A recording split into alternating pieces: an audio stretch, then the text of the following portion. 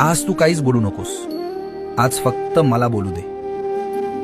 तुला वाटतंय ना की मी तुझ्याकडे दुर्लक्ष करतोय. तू हाका मारतोयस आणि मी डोळे मिटून बसलोय.